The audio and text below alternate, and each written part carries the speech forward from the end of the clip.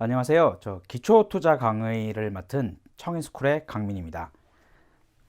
오늘은 대가들의 투자법 두 번째 시간인데요. 지난 시간에서는 대가들의 투자법을 다루기 전에 투자란 어떠한 것들을 의미한다를 전체적으로 한번 짚어드렸고요. 이제 그 투자에 대한 개념에 이어서 대가들의 실질적인 투자관이나 투자 방식은 어떠했는지를 다루도록 하겠습니다.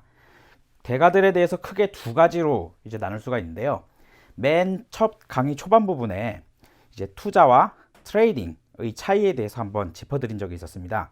그래서 대가들에 대해서도 투자의 대가들 그리고 트레이딩의 대가들 이렇게 두 부류로 나눠서 설명을 드리고자 하는데요. 처음 맡은 앞부분 파트에서는 투자의 대가들에 대해서 다루게 되고요. 후반부에서는 트레이딩의 대가들에 대해서 다루게 됩니다. 투자의 대가들 같은 경우는 물론 직관적이거나 내지는 표현하기 어려운 약간은 정성적인 부분들을 다루는 대가들도 있기 때문에 반드시라고는 할 수 없지만 대다수의 투자의 대가들은 이 밸류에이션 또는 그 숫자 정량적으로 표현할 수 있는 투자 방식들을 많이 사용하였기 때문에 해당의 대가들이 우리나라에 투자했더라면 어떻게 되었을 것인가 또 한번 짚어볼 예정인데요. 일단은 투자의 대가들에 대해서 한 번씩 짚어드린 이후에 우리나라에 투자했을 때 어떻게 되었을 것인가에 대한 사례들은 나중에 모아서 한 번에 설명드리도록 하겠습니다. 처음으로 다룰 대가는 이제 벤자민 그레이엄이라는 사람입니다. 이분은 이제 1894년에 태어나셔서 1976년에 돌아가신 분인데요. 상당히 이제 옛날 분이라고 할 수 있습니다. 영국 태생으로 미국의 투자자, 그리고 경제학자, 그리고 교수 등 다양한 직업을 영위하신 분이시기도 하고요. 통상적으로는 가치 투자의 아버지, 그리고 증권 분석의 창시자라고 불리우시는 분이십니다. 관련 서적으로는 직접 저술한 현명한 투자자, 그리고 증권 분석, 그리고 자서전 등이 있고요. 그 이외에 이분이 기고하신 글이나 강의했던 내용들을 모아서 나온 책인 벤자민 그레이엄의 증권 분석 읽기, 벤자민 그레이엄의 투자 강의 등이 있습니다. 조금 더 세부적으로 살펴보자면 이분은 영국 런던에서 유태인 부부 사이에서 태어나신 분입니다. 1살 때 가족들과 함께 미국 뉴욕으로 이주해 오셨고요. 아버지가 좀 어린 나이 일찍 돌아가시게 되면서 가족들이 가난에 대해서 많이 어려움을 겪으면서 성장하신 분입니다. 따라서 돈에 대한 욕구나 돈을 벌어야 한다에 대한 욕구, 그리고 잃는 것에 대한 두려움, 이런 것들을 상당히 좀 갖고 생활을 하셨다라고 할 수 있고요. 컬럼비아 대학 졸업 당시에 영문학, 수학, 철학에 대한 강의를 제안받을 정도로 다방면에 대해서 뛰어난 약간 천재과에 해당되는 분이었다라고 할 수 있습니다. 대학에서의 강의 제안을 거절하고 그 월스트리트로 진출해서 투자업에 대해서 이제 종사하시게 되는데요. 투자업에 대해서 초반에 종사했던 경험을 살려서 그레이엄 뉴만 파트너십이라는 투자회사를 설립하게 되고요. 또 컬럼비아 대학원에서 그 증권 분석을 강의하시게 됩니다. 이 컬럼비아 대학원 강의에서 워렌 버핏이 입학하여 이제 제자가 되고요. 나중에 워렌 버핏이 본인의 투자 방법은 벤자민 그레이엄이 85% 그리고 필립 피셔가 15%다라고 말할 정도로 워렌 버핏이 투자관에 큰 영향을 미친 분이라고 할 수 있습니다. 그레이엄의 격언, 즉 그레이엄이 했던 얘기들을 모아서 그레이엄이 어떠한 투자관을 갖고 있었는가에 대해서 한번 짚어드리려고 하는데요. 일단 투자의 모든 것은 평균보다 많은 돈을 버는 것이 아니다. 자신의 필요를 충족하는 만큼 돈을 버는 것이다 라고 이야기하셨습니다. 이 얘기인즉슨 투자는 돈을 많이 벌고 무한대로 최대한, 그래서 투자의 인생의 모든 것을 바치는, 그러기 위한 용도가 아니라 인생을 풍족하고 즐겁게 만들 수 있는 하나의 수단이다 라고 이야기한 것과 같다라고 정의할 수 있는데요. 이분의 재밌는 일화 중에 하나가 그 아까 앞서서 말씀드린 그레이엄 뉴먼 파트너십 회사에서 이제 워렌 버핏이 대학원을 졸업하고 난 다음에 그레이엄에게 찾아가서 이제 부탁을 하게 됩니다. 나 돈 받지 않아도 좋으니 당신 회사에서 일하게 해주세요 라고 했을 때 이제 그레이엄이 일을 하게 해주고, 워렌 버핏은 상당히 워커홀릭이어서 굉장히 일에 많은 시간을 투자하고 매진했다고 하는데요. 그레이엄이 워렌 버핏에게 일 이외에도 삶에 있어서 즐거운 게 얼마나 많은데 일에 그렇게 몰두하면서 사느냐, 이제부터 퇴근하고 난 다음에는 탭댄스 학원을 끊어서 댄스를 배워라 라는 식으로 지시를 하고 실제로 워렌 버핏이 학원을 다니나 미행을 했다라는 이야기가 있을 정도로 그레이엄은 투자, 돈 버는 것 이외에도 다양한 인생을 즐겁게 사는 법에 대해서도 많은 생각을 하고 실제로 삶을 즐겁게 살았다. 그런 분이었다라고 생각하실 수 있습니다. 두 번째로는 투자 성공을 판단하는 최고의 방법은 시장을 이기고 있는지가 아니라 자신이 가고자 하는 곳에 도달할 수 있는 투자 계획과 투자 원칙을 제대로 세우고 있는지다.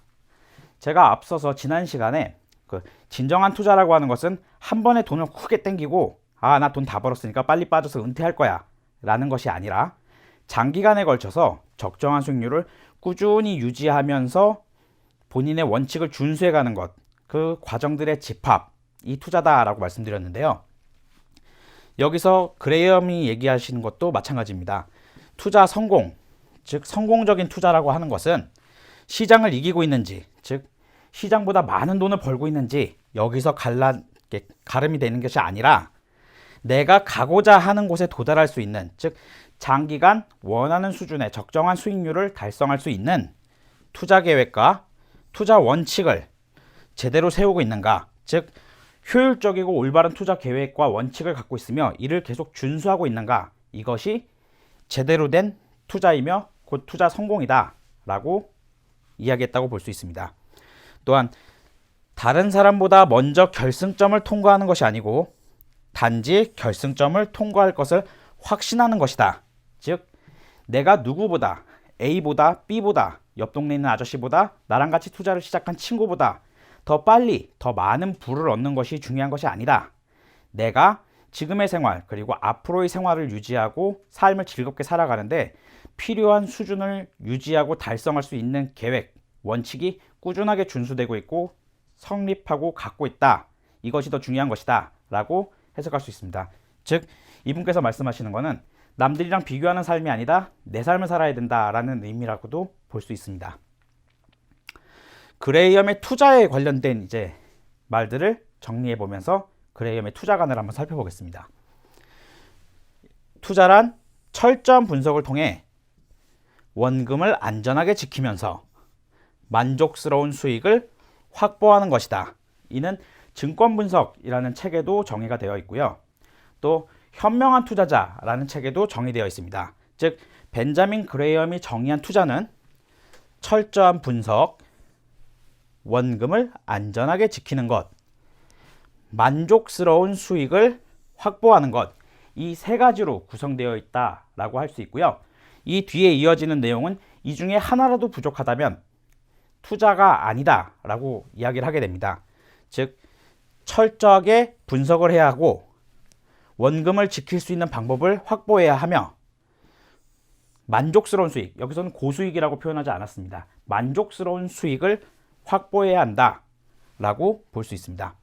또한 바닥일 때 매수해서 정점일 때 매도할 수 있는 공식은 존재하지 않는다.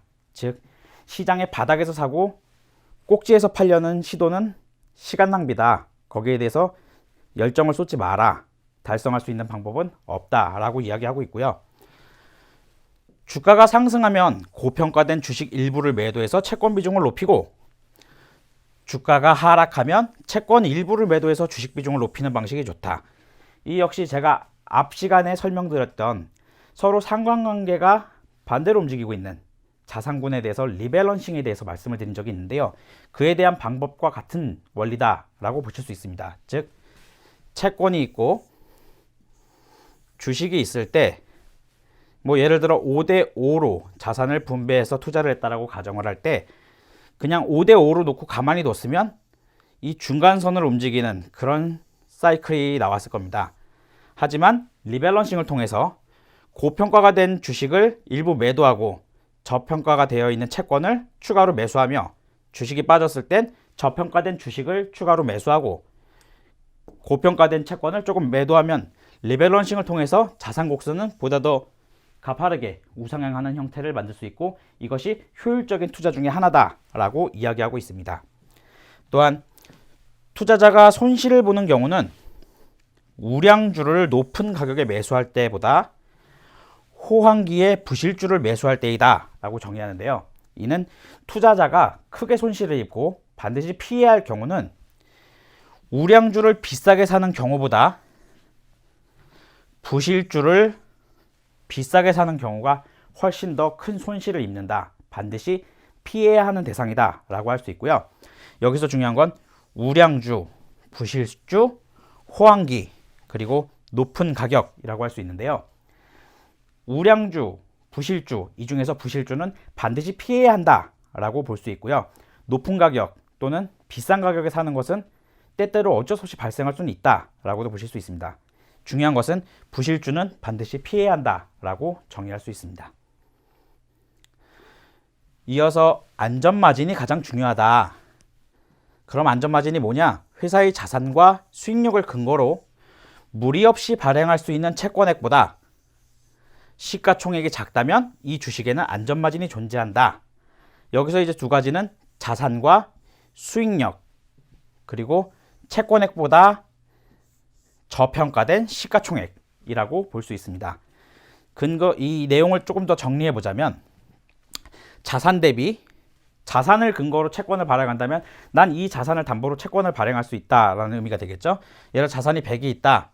그러면 약간 자산이 부실해질 경우까지 대비를 해서 채권을 60을 발행할 수 있다. 그런데 이 회사를 통째로 사면은 50밖에 들지 않는다. 이러면 자산 대비 저평가된 종목이며, 또한 채권 이자로 1년에 10씩 나가야 되는데 이 회사가 벌어들이는 수익은 20씩 벌고 있다. 이러면 수익력도 채권 이자보다도 훨씬 좋은 효율을 갖고 있고 수익력 대비로 봤을 때도 저평가돼 있다.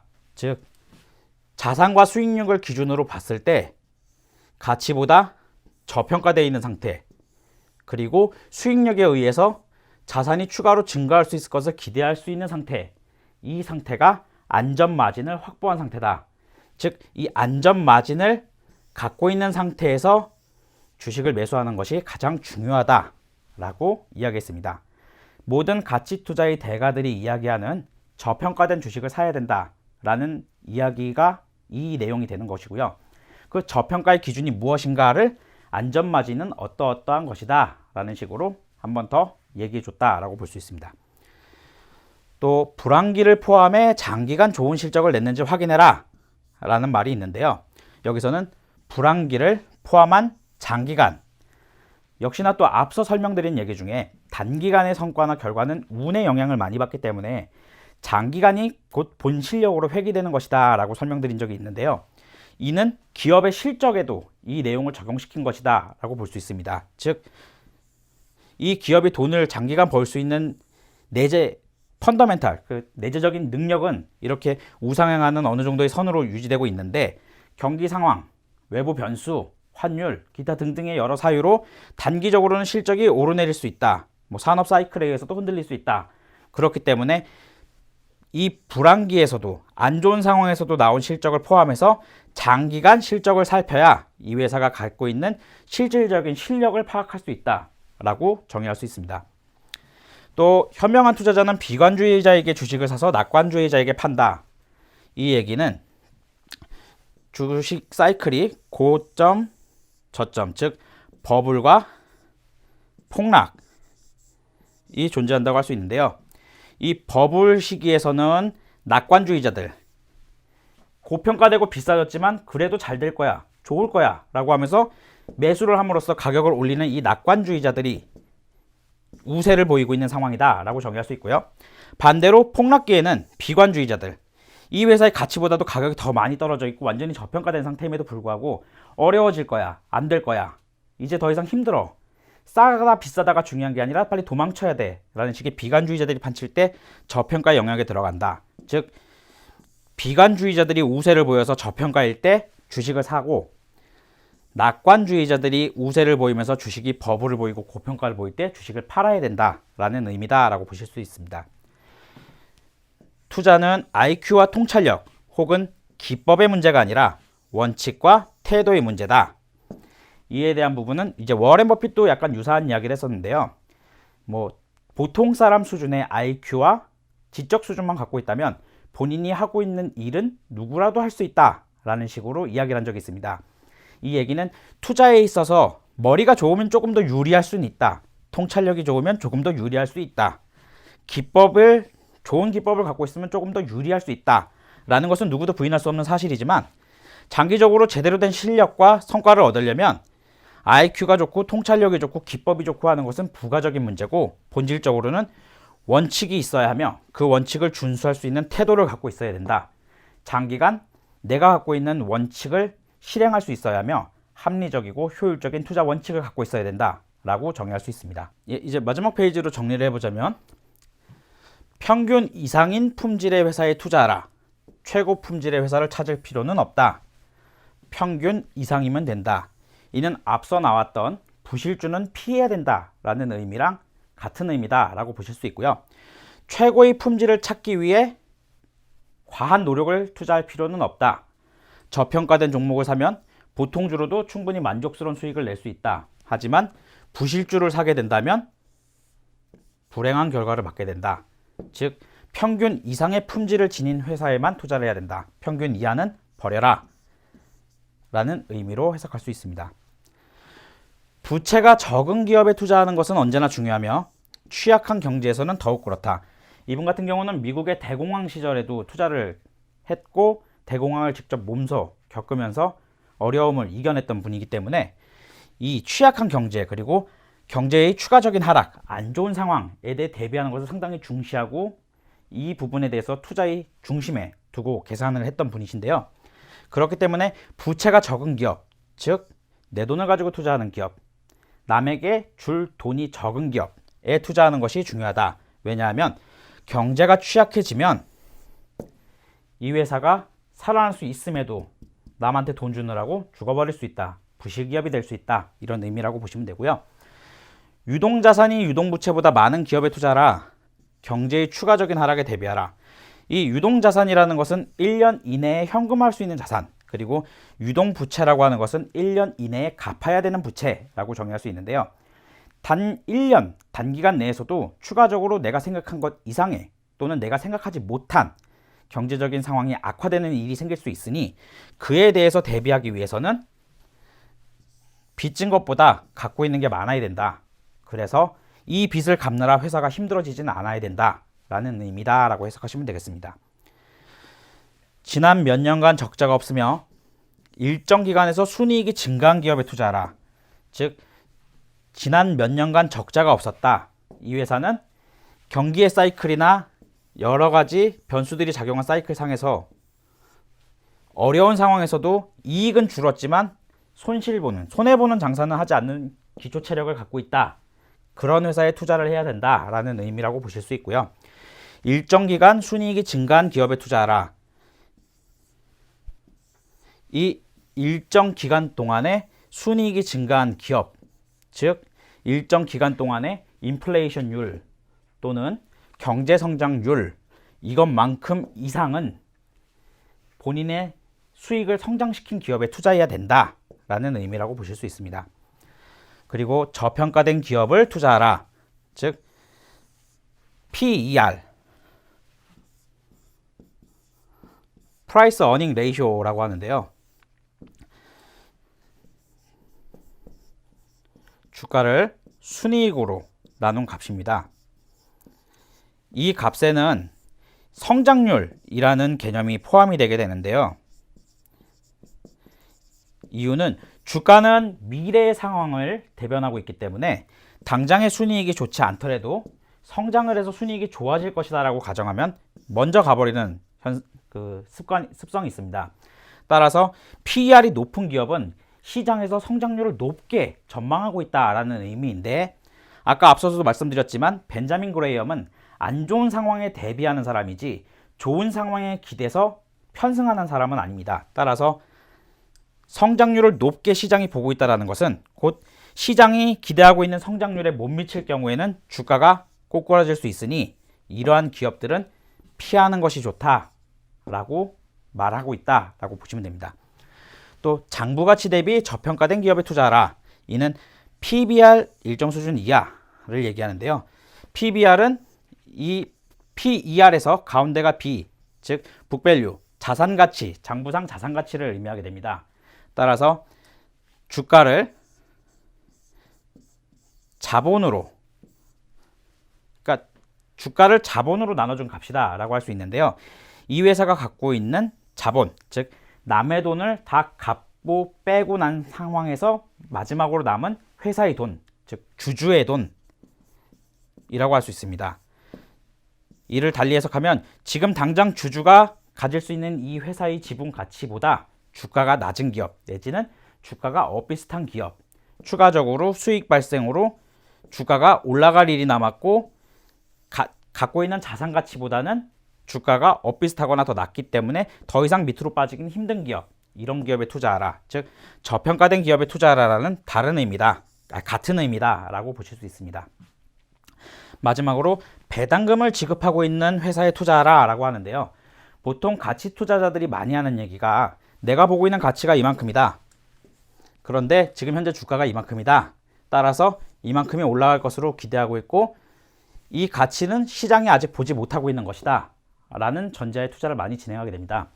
그런데 이 가치가 시장이 반영하기까지 보통 3년까지는 지켜봐야 된다라고 얘기들을 많이 하는데요.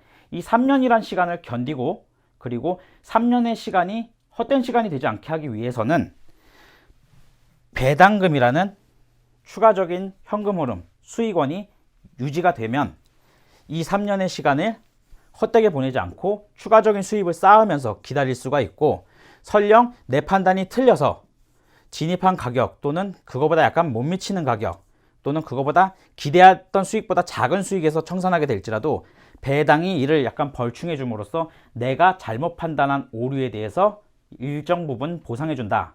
즉 배당에 투자함으로써 투자 기간이 길어지는 것에 대한 보상을 받을 수 있다라고 생각하시면 됩니다. 또한 배당금은 회사가 일정 수준 이상 수익을 내는 것에 대해서 자신이 있다. 그렇기 때문에 주주들에게 이만큼씩은 돌려줘도 회사를 운영하거나 성장시키는 데는 아무 문제가 없다라고 판단됐을 때 주로 이루어지게 되기 때문에 배당을 꾸준히 해왔고 일정 수준 할 수 있는 기업은 그만큼 본인이 갖고 있는 수익력에 대해서 자신이 있다라고 해석할 수 있습니다. 따라서 배당을 지급하고 있고 꾸준히 지급하는 회사들은 어느 정도 펀더멘탈이 되는 회사다라고도 볼 수 있기 때문에 그러한 부분도 같이 담고 있는 것이다 라고 생각하시면 됩니다. 마지막으로 우리나라에 번역되어 있는 앞서 소개했던 벤자민 그레엄의 저서들 캡처본인데요. 현명한 투자자, 이 현명한 투자자는 벤자민 그레엄이 일반 투자자들을 대상으로 쓴 책입니다. 따라서 벤자민 그레엄이 썼던 책 중에 자서전을 제외하고는 가장 쉬운 편에 속하는 책이지만 앞서서 설명드렸듯이 벤자민 그레엄 자체가 워낙 천재과에 해당이 되어 있고 그렇게 친절한 사람은 아니었기 때문에 책 자체는 조금 읽기가 난이도가 좀 있는 책이다 라고 생각하시면 좋겠습니다. 그 다음에 증권분석 3판, 6판 이렇게 있는데요. 증권분석은 총 6판까지 있는 것으로 알려져 있습니다. 그래서 1, 2, 3판은 벤자민 그레엄이 직접 쓰고 직접 보완하면서 개정판을 낸 것이고요. 4, 5, 6판은 벤자민 그레엄이 썼던 1, 2, 3판에 대해서 다른 사람들이 편집을 다시 하고 주석을 좀 달아주거나 다시 삭제하고 추가할 거 추가하고 해서 해설본을 또 덧붙였거나 이런 식으로 나온 것들이 4, 5, 6판입니다. 우리나라에 번역된 거는 3판, 6판 이렇게 있다라고 보시면 됩니다. 그리고 벤자민 그레엄의 자서전, 그리고 벤자민 그레엄의 투자 강의, 증권분석 읽기라는 책이 있는데요.